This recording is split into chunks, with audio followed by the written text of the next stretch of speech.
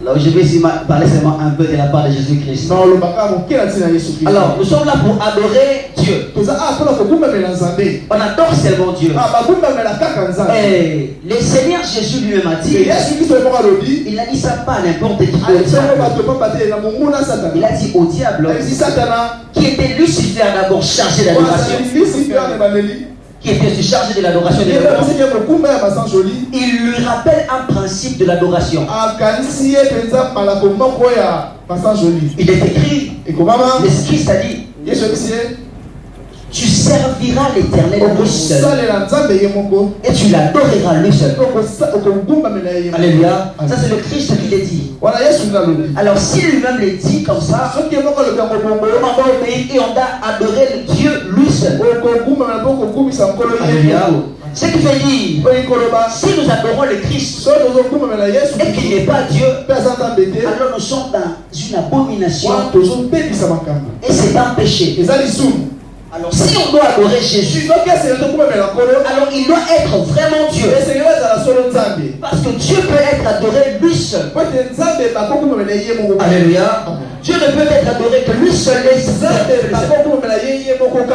Et j'aime la Bible, j'aime la parole de Dieu. Parce que le Christ dont nous parlons est vraiment le Dieu que nous servons et nous adorons. La Bible le dit dans les livres de Romains chapitre 1, le verset 1. En effet, les perfections invisibles de sa puissance éternelle, c'est pas comme un œil lorsque nous les considérons par ses œuvres. Alors ils sont impardonnables ces gens-là, puisque ayant connu Dieu, ils n'ont pas glorifié comme Dieu. Ça veut dire quand tu vois la nature, tu vois les créations, tu dois parvenir à la connaissance et à l'adoration du Dieu créateur. Alléluia. Je vais commencer par dire, mon frère, ma soeur, si tu n'adores pas le créateur, tu es un idolâtre. Alors si tu n'adores pas, tu es impardonnable. Ils sont impardonnables puisque ayant connu Dieu, ils n'ont pas glorifié comme Dieu. Alléluia. L'homme a été créé pour exprimer Dieu ou pour la gloire de Dieu, ce qui est l'expression de l'adoration. Alléluia. Je commence à expliquer un peu Dieu. Alléluia. Je commence par expliquer Dieu. En réalité, j'aimerais dire à quelqu'un, si Jésus n'est pas Dieu, alors Dieu n'existe pas. Je le répète. Si Jésus n'est pas Dieu, Dieu n'existe pas. Alléluia. Si Jésus n'est pas Dieu, Dieu n'existe pas. Et d'ailleurs, Dieu n'existe pas. Alléluia. Alléluia. Amen. Est-ce que ça choque quelqu'un? Je commence. Dans le livre d'Ésaïe, le Seigneur Jésus dit ceci. Alléluia. J'ai étendu le ciel par la puissance de ma main. Alléluia. J'ai formé la terre. Je les appelle et ils existent. Alléluia. Amen. Et Dieu dit à Moïse, il ne peut me voir et vivre. Alléluia. Ça veut dire qu'il ne peut ni être vu, ni être touché. Si quelqu'un ne peut être ni vu ni touché, alors on ne peut même pas l'appeler. Alléluia.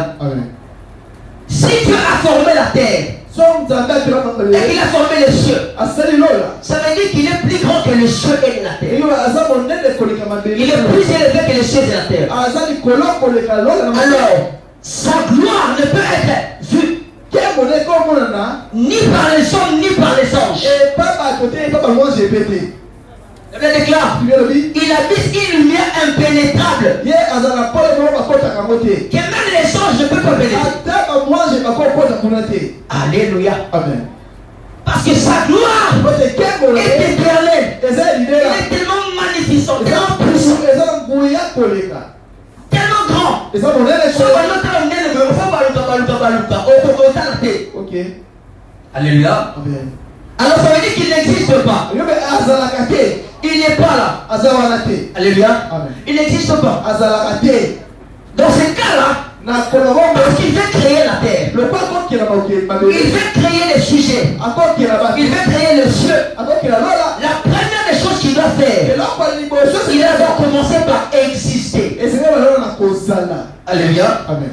Il doit quitter des temps de l'existence pour devenir quelqu'un qui existe. Parce que Dieu est l'existence. Alléluia. Tout ce qui existe répond à une norme. Le temps et l'espace. Alléluia. Tout ce qui existe se trouve dans le temps et dans l'espace. Alors Dieu est en dehors du temps et de l'espace. Alléluia. Pour se révéler aux hommes, il doit s'économiser. Il doit s'économiser. Il doit se dispenser. Alléluia. Il doit mettre tout l'invisible dans une partie invisible. Alléluia.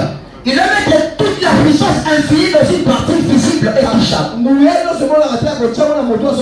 Là intervient ce qu'on appelle la Trinité. Alléluia. Ou la dispensation de Dieu dans le temps. Le Père, le Fils et l'Esprit. Qui ne sont pas trois personnes qui forment Dieu. Non, c'est Dieu qui se manifeste en trois personnes distinctes. Alléluia. Le Père, qui est la source.